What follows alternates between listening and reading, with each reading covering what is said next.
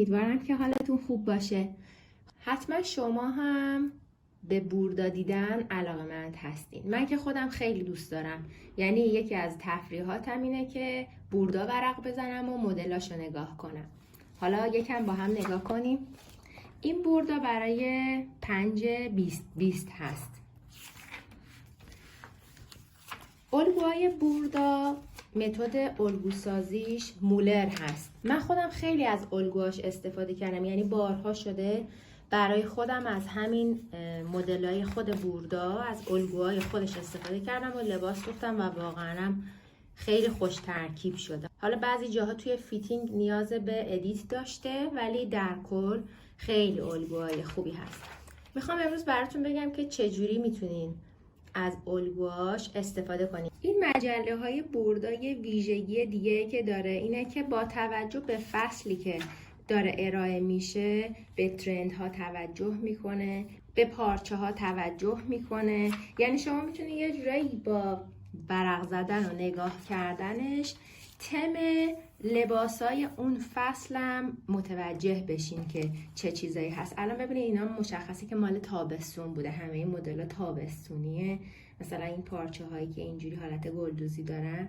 بعد اینجاها رو ببینین، اینا همون تکنیکال دراینگ یا فلت پترن هایی هست که ما همیشه میگیم اینا رو شما به عنوان طراح لباس حتما باید یه جورایی بلد باشینش که بکشین. تو دانشگاه اسمود یکی از مهمترین آموزش کشیدن تکنیکال دراینگ بود که ما به عنوان طراح لباس باید تشخیص دقیق میدادیم که مثلا با توجه به لباسی که میدیدیم یا اینکه طرحی که از یک طراح میدیدیم متوجه میشدیم که چجوری باید تکنیکال دراینگش رو بکشیم. چین و شکنا چجوری باشه، گشادیا، تناسب گشادیا، این خیلی مهم بود. یکم با هم نگاه کنیم اینو. میبینید همش پیراهنای تابستونیه.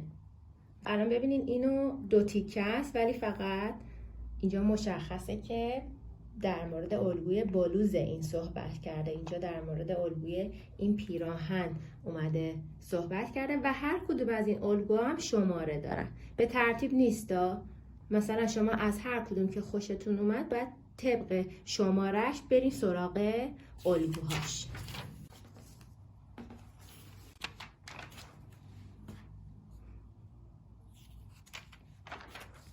خب حالا فرض کنیم که من میخوام الان الگوی این پیراهنی که خوشم اومده و میخوام بدوزمش رو از توی شیت هایی که توی بوردا ارائه میشه پیدا کنم. گفتم بهتون هر کدوم از این فلت پترن ها یه شماره داره. از روی شماره ای که داره میرم و الگوش رو پیدا میکنم. این الان شماره 122 هست. توی هر بوردایی که شما دریافت میکنید یه قسمتی داره که این شکلیه. ببینید هیچ رنگی نداره و اومده الگوی مربوط به هر کدوم از اون مدلایی که توی بوردا هست و اینجا برامون توضیحاتشو داده. حالا من دنبال شماره 122 میگردم. ببینید اینجاها شماره ها رو نوشته. الان اینجا 106 109 پس باید جلوتر برم. 122 بود شماره‌ای که میخواستم. خب اینجا به شماره 122 میرسم. وقتی که میخواین اون الگو رو برید پیداش کنید، اینجا توی این مستطیل یک سری ویژگی هایی نوشته که از روی اون شما باید برین اون کاغذ مورد نظر رو پیدا کنید. ببینید اولین چیزی که نوشته، مثلا اینجا نوشته کرمیزی پاترون. کرمیزی به زبان ترکی یعنی قرمز، یعنی داره میگه رنگ اون الگوها قرمزه. پافتا بی، پافتا اون شیت هاست. شیت هایی که با بوردا ارائه میشه به این شکل هر صفحه با یکی از حروف نمایش داده شده. پس اینی که اینجا داره میگه پافتا بی، یعنی شما باید برین کاغذ بی رو پیدا کنین. این الان کاغذ بی چیزهای مختلف داره، مثلا A, B, C, D متفاوته. بعد داره به شما میگه که پاترون پارچالاری 21 تا 29. داره به شما میگه شماره این الگوها از شماره 21 تا 29 هستش. ببینید اینجا هم دونه دونه اومده کشیده، این 21 22 23 هر کدوم از الگوها رو اینجا نمایش داده. 24 25 26 27 28 و 29. حالا شما باید برید از روی اون صفحه B دونه دونه اینا رو پیدا کنید و از روش کپی کنید. خب حالا چه سایزی باید باشه؟ حالا این الگوها در 5 تا سایز مختلف داره ارائه میشه. هر کدوم از سایزها هم داره با یه مدل خط به شما نشون میده. شما از روی جدولی که تو خود همین بوردا قرار داره میتونین پیدا کنید که چه سایزی رو میخواین. بعد با دنبال کردن اون خطوط و طبق آدرسای دیگه ای که داده الگوی این پیراهن رو دونه دونه پیدا کنید. حالا بریم ببینیم از روی شیت چجوری من اینو میخونم. ببینید الان اینجا 2 تا شیت به هم دیگه وصله. اینجا هم علامت قیچی داره. پس من اولین کاری که میکنم از روی این خط اینا رو از هم دیگه جداشون میکنم.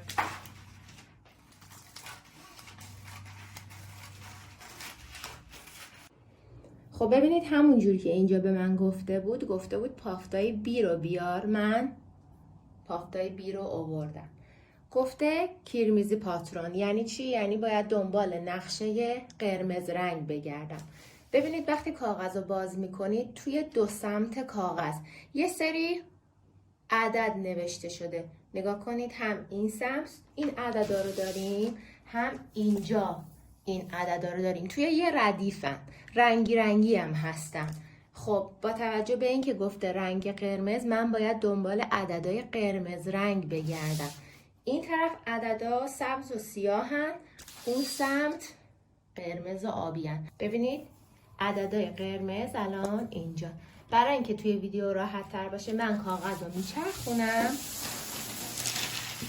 که بتونم راحت تر خوندنشو براتون بگم. وقتی که شیت رو روی میزتون پهن میکنین با دستتون صافش کنین. این حالتهای تا خوردگی زیادش رو با دست صاف کنین. خب حالا میرم سراغ اطلاعات بعدی. گفته از شماره 21 تا 29. پس من باید این عددهایی که دارم میخونم و قرمز رنگن شماره 21 الی 29 رو دنبال کنم. اولین عددش رو پیدا میکنم. عدد 21 اینجاست. خب عدد 21 در راستاش. فکر کنید اینجا یه خط عمودی میخوام بکشم. ببینید اینو میبینید؟ الان این خط کشه عمود به کناره اینجاست. در راستای این 21 که میرم بالا عمودی، به اولین 21 که میرسم داره به من الگو رو نشون میده. با دنبال کردن اون خط پیداش میکنم. اینجاست. وقتی که از نزدیک انجامش میدین قشنگ خیلی واضحه. اینجوری نگاه نکنید یه سری خطوط تو همه. یه نشونه دیگه هم داریم برای اینکه 21 رو ببینین چه شکلیه. ببینین باید دنبال همچین الگویی بگردین. خب الان پیداش کردم دیگه. نگاه کنین اینجا. بعد ببینید اینجا داره چند تا سایز رو نشون میده. 36 38 40 42 44. همیشه بیرونیه بزرگترینه. حالا شما با توجه به سایزی که میخواین باید ببینید کدوم یکی از اینا رو باید دنبال کنین. این شکلی. خب ببینید الان مدل خطم اینجا به شما داده. میگه 36 این شکلیه. نقطه ریز توش داره. اینه. میگه 38 اینجوریه. خطای فاصله دار داره و خطای بلند داره. ببینید اینه. اینجوری فالوش میکنید. خب حالا بریم سراغ 22. دوباره از تو اینجا میگردم ببینم 22 کجاست. 22 اینجاست. در امتداد 22 انگار خط عموده. دارم میرم بالا. رسیدم به 22. اینا هاشش، اینه اینجا، اینجا و اینجا هم داره نشونم میده که 22 چه شکلیه.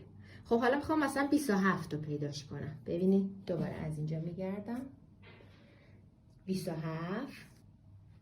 میرم بالا، اینجاست 27 و خطشو دنبال میکنم تا الگوش خودشو به هم نشون بده. دامن دیگه بزرگی، ببینید چقدر بزرگه و اینجا. حالا این خطا رو من بهتون پیشنهاد میکنم که کاغذ زیرش نندازین رولت کنین، به خاطر اینکه وقتی که کاغذ میندازین رولت میکنین اینو شما سوراخش میکنین و شما اینو به عنوان یه بیس، یه دونه پایه انواع الگو باید ازش خوب نگهداری کنید، نباید سوراخ بشه. پس بهتره که وقتی که میخواین چیزی رو کپی کنین روش کاغذ بذارین و کپی کنین. حالا من یه نمونه براتون انجام میدم ببینید. خب الان الگوی 21 رو که یه بار پیداش کردم میخوام کپیش کنم. سایز 40 رو میخوام کپی کنم. سایز 40 سومین خطه. این خطه رو باید دنبال کنم. اینی که یه دونه خط داره، 2 تا کوچولو، یه دونه خط بلند داره، 2 تا خط کوچیک. کاغذ رو روش قرار میدم. میتونین وزنه بذارید، یه جورایی سنگینش کنید که مثلا هی نخواین سوزن بزنید، ولی دیدید اگه هیچ جوری نمیشه حالا یه سوزن مثلا ترگرد به دور و برش 1-2 تا فقط برای اینکه فیکس باشه بزنید. اگرم وزنه گذاشتین مواظب باشین که اصلا تکون نخوره ها. بذارید منم یه دونه سوزن بزنم که ببینید. سوزنمو خارج از الگو میزنم. ببینید الان الگو اینجاست، من بیرونش میزنم. 2 تا سوزن کافیه فقط برای اینکه این فیکس باشه، تکون نخوره. یه دونه بالاش، یه دونه پایینش.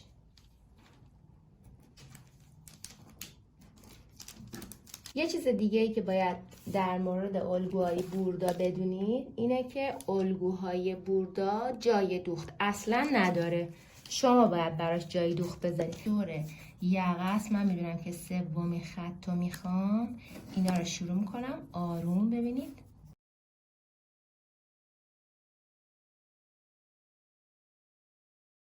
ببینید الان اینجا 1 2 3 از این خط بعد استفاده کنم.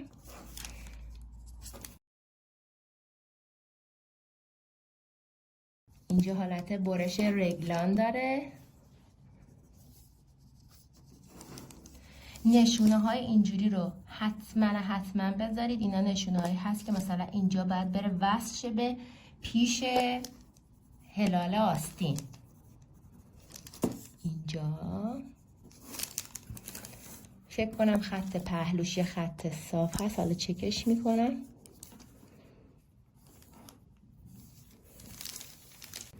خب ببینید خط پهلوش خط صافه، ولی این آخرش انگار یه ذره رفته بیرون.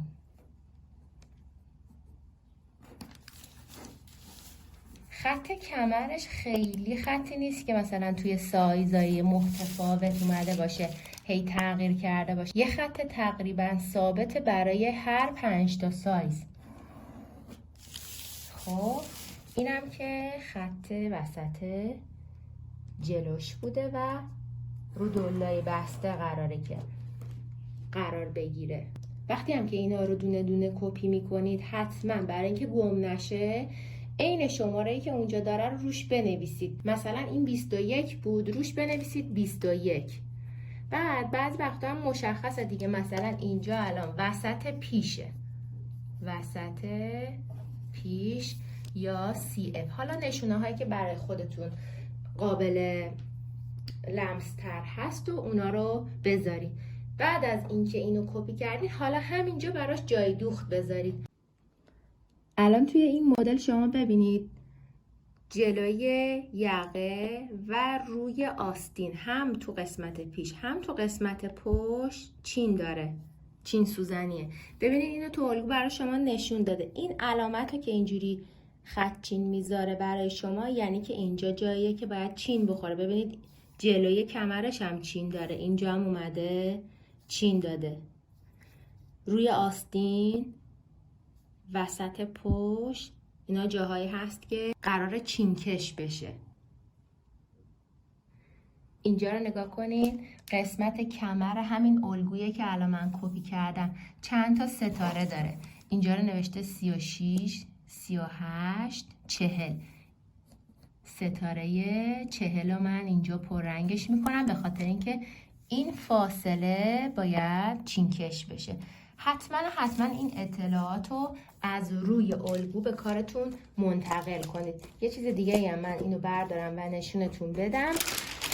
نگاه کنید، حتی اینجا هم نوشته center front fold straight grain، یعنی به شما داره میگه که اینجا وسط پیشه، فولد یعنی که رودولای بسته باید بریده بشه و straight grainش هست یعنی این خط راستاش هست. این خط باید در راستای ترکی پارچه قرار بگیره. پس تمام این مشخصات رو میبینیم که خیلی دقیق روی الگو بهش اشاره کرده. ببینید اینجا همین کمر قسمت پیش هست که ستاره‌شو من علامت زدم.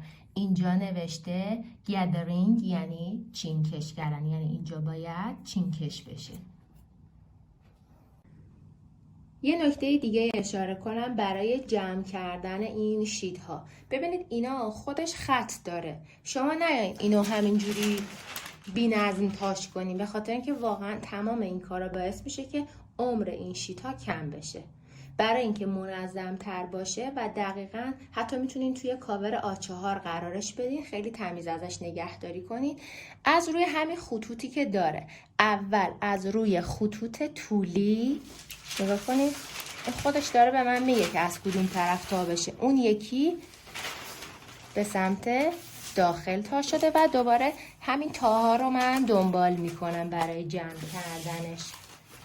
اینم این شکلی و اینم به این شکل، اینم به این شکل، به همون حالت اولیه خودش برگشت.